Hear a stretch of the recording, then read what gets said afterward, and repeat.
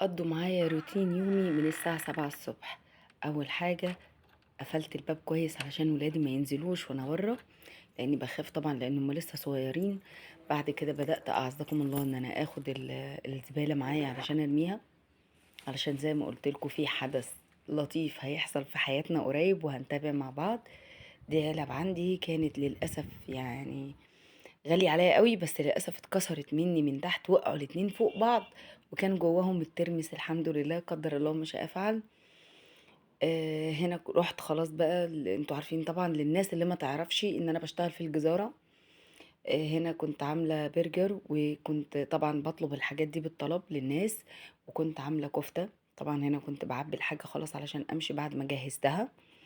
الحاجات اللي انا بعملها كلها بلدي، المستورد ده بيبقى بالطلب. هنا طبعا رجعت البيت وكان معايا شوية طلبات للبيت وللشغل الاتنين.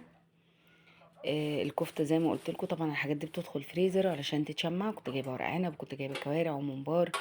وعديت كده طبعا شفت نفسي وجبت مسكرة، بس المسكرة دي يا جماعة من ان اند ان تحفة فظيعة، ووتر بروف، بس مش اللي بتطلع الرموش، لا تحفة قوي.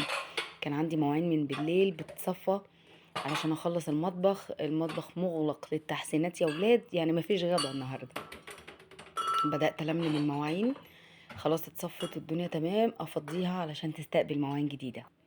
القارورات دي او الاباريق دي ولا ايا كان اسمها ايه، حلوة قوي قوي قوي.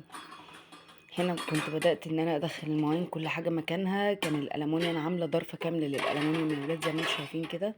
الطاسة دي اللي كنت جايباها من رنين.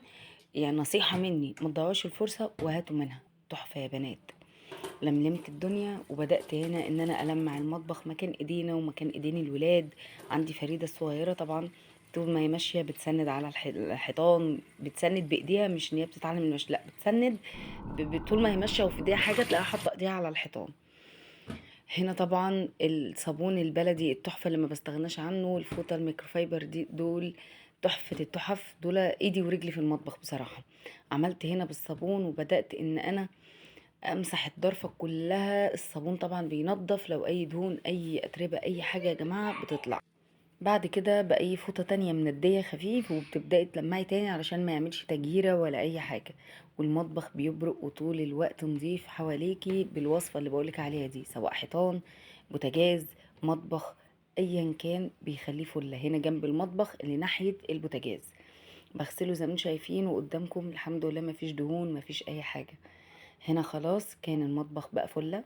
طبعا كان لسه فيه طلبات تانية هتوضب، بس قلت اخد ريست كده واعمل شوية شاي، وهنعمل فطار لطيف كده مع بعض في السريع علشان ولادي طبعا لازم يفطروا، وابدأ اكمل دنيتي واشوف انا هعمل ايه. عملت شاي.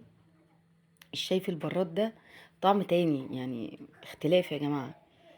يعني بيوديكوا في حتة عالم مختلف شوية. بصراحة انا ده رأيي. هنا بدأت ان انا اعمل الشاي وهعمل جبنة وطماطم. الجبنة والطماطم سندوتشات او تاكل كده يعني على حسب، شوية نعناع. فطار ملوكي بالنسبة لي، فطار ملوكي يا جماعة. الجبنة دي ولا قديمة ولا جديدة، شفتوا الحركة دي. عملت هنا بقى الشاي. كان قمر الامارات، وانا مش من هوايات الشاي، بس زي ما قلت لكم الشاي مع العيش بالجبنة او مع، ولو زودت طماطم وفلفل مقلي، انت كده فوق السحاب يا بنتي، والله انت كده وصلتي خلاص. هو ده الفطار اللي يخلي الست بعد تيجي من الشغل، تيجي من شغلها تظبط الدنيا على طول. خلاص هنا كنا خلصنا الفطار بتاعنا وهنخرج بره علشان نفطر يا ولاد. وطبعا ولادي صوتهم في الفيديو لازم يحطوا التاتش بتاعهم، ده العادي، ربنا ما يحرمنيش منهم يا رب، ويشفيهم ويهديهم ويشفي عمر ويهديه يا رب العالمين. ادعوا كتير قوي ان ربنا يشفي لي عمر ويهديهولي اهم حاجه. طبعا غسلنا مواعين الفطار علشان نفضي الحوض ونشتغل في شغلنا بقى، اكل عيشنا بقى على نضف. رجعت كل حاجة مكانها وظبطت الدنيا. كنت جايبة ممبار، بدأت ان انا اقلبه عشان يتنضف، وكوارع كانت منقوعة وبتتنضف برضو. كل الحاجات دي يا جماعة بتتغسل وبتتباع زي ما هي نظيفة زي الفل. ببيع اكل ني مش مطبوخ يا جماعة. هنا بقى خلاص طبعا بعد ما عملت شغلي بدأت ان انا اغسل الحوض. قبل ما نخش على مرحلة الغداء اخدت استراحة محارب مع كوباية نسكافيه. ما تنسوش تحطوا اللايك.